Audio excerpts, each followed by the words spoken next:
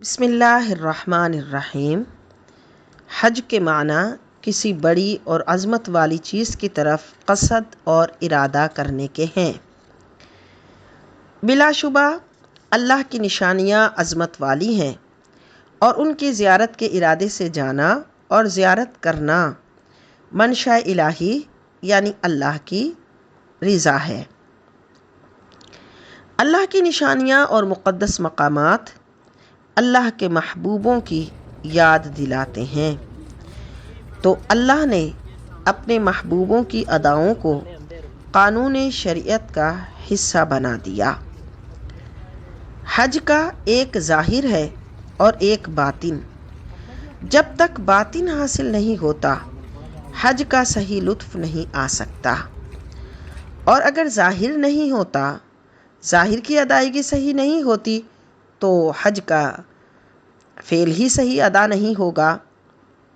لہٰذا حج کے ارکان بھی سیکھے جائیں اور صحیح طریقے سے ادا کیے جائیں، اور باطن پر بھی توجہ دی جائے۔ اور باطن یہی ہے کہ اللہ سے ایسا تعلق جڑ جائے، اللہ کی طرف ایسی کامل توجہ ہو جو اس کو غیر سے بے نیاز کر دے، اور یہ اسی صورت میں حاصل ہو سکتا ہے جب وہاں جا کر بار بار ویڈیو کال کے ذریعے اور دیگر اس کے ذریعے اپنوں سے رابطہ کر کر کے اپنی یکسوئی کو خراب نہ کرے۔ حج اسلام کا ایک اہم رکن ہے۔ یہ ہر اس عاقل بالغ مرد و عورت پر فرض ہے جس کے پاس سفر کے خرچ کے علاوہ اتنا مال ہو کہ وہ اپنے گھر والوں کو دے کر جا سکے، جس سے اس کی غیر موجودگی میں اس کے گھر والے اپنی گزر بسر کر سکیں۔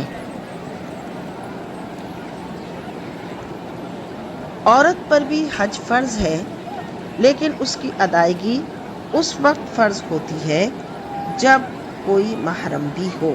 حج تو فرض ہے لیکن ادائیگی اس وقت ہوگی جب کوئی محرم بھی اویلیبل ہو، یعنی ایسا شخص کہ جس کے ساتھ یہ حج پر جا سکے، یا تو وہ شوہر ہو یا پھر اس کا کوئی محرم، یعنی ایسا رشتہ جس سے نکاح حرام ہو۔